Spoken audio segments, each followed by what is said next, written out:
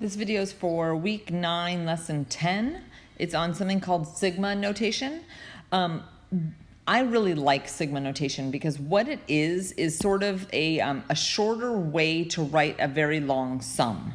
All right, but I'm going to have to show you how it works. So let's start by focusing our attention right here. This is the first number that you are going to have to plug in, okay? And this is the last number that you're going to have to plug in, all right? And you have to plug in every integer in between, which means not only do you plug in 1 and 4, you have to plug in 2, and you have to plug in 3. All right, now this right here, it tells you where you are plugging these in. So if I plug 1 in there, 2 times 1 minus 1 is 1. If I plug 2 in there, I get 3. If I plug 3 in there, I get 5. And if I plug 4 in there, I get 7. And then this notation here, the actual thing that looks like a funky E, that means that you're going to add them up. Okay, sigma notation automatically means add. Okay, so the answer to this problem is whatever you get when you add this up. So in this case, it's 16. All right, so let's take a look at another example. Okay, so this one tells you that you're starting by plugging in 1, and then I have to plug in 2, and I've got to plug in 3, and I have to plug in 4, and I have to plug in 5.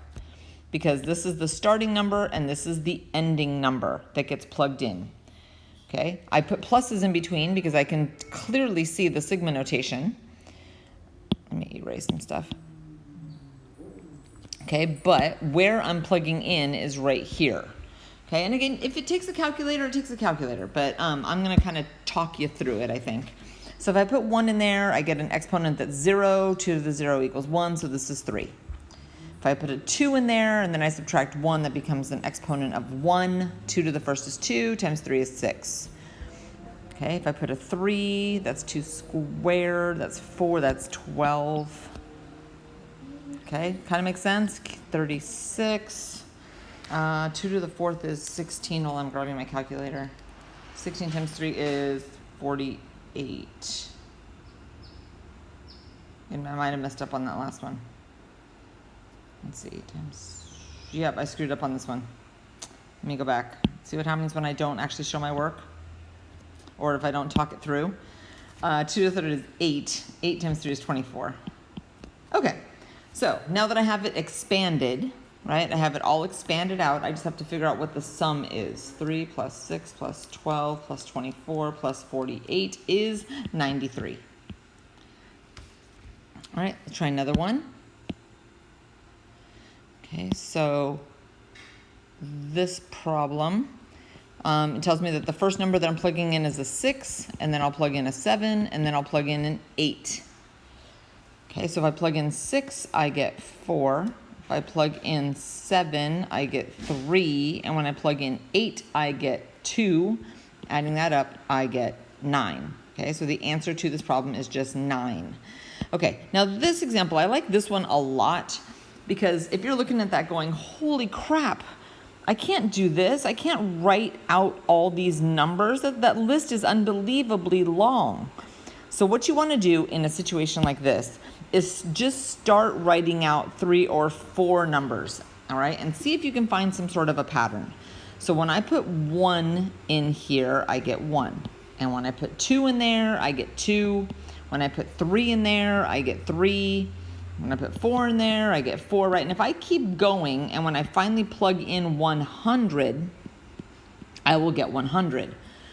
Okay, so let me see. Have I seen problems like this before? Well, yes, I have. This is an arithmetic series, right? You've seen these before, the sum of an arithmetic sequence. All right, there's a formula for this. It is n over 2 a sub 1 plus a sub n. All right, so I'm finding the sum of the first 100 numbers, right? I know that there's 100 numbers in this list. All I need to use this formula is the first number, which I can see is a 1, and the last number, or the 100th number, which is 100. So that ends up being 50 times 101, or 5,050. All right, here's another one. All right, and this is, I mean, it's not exorbitant. Like, you could fill in 1 through 7, but let's see if maybe there's a formula that I could use instead, all right, that maybe might make this a little bit easier. So let's plug in 1, which gives me, let's see, that's a 0, that's 32. If I plug in 2, I get 16. If I plug in 3, 2, 1/4, I get 8. And I could keep going, right? I could fill in all 7, but isn't there a formula that we could use for, because this is a geometric series. So the sum of a geometric series is the first term, 1 minus r to the n, all over 1 minus r. All right, you've got that formula sheet. If you haven't printed it out at this point, you might want to. So we end up with 32 times 1 minus, let's see, what's the ratio here? Oh, look at that, it's 1/2. I'm raising that to the 7th, all over 1 minus 1/2. All right, so I'm going to grab my calculator. I'm going to raise 1/2 to the 7th power. I'm going to do 1 minus that answer. Oh, and I'm going to screw it up, so let me start over. Love this calculator. To the 7th. 1 minus that answer. There we go. Times 32. And then I'll divide by that denominator, which is 1/2, and get 63.5.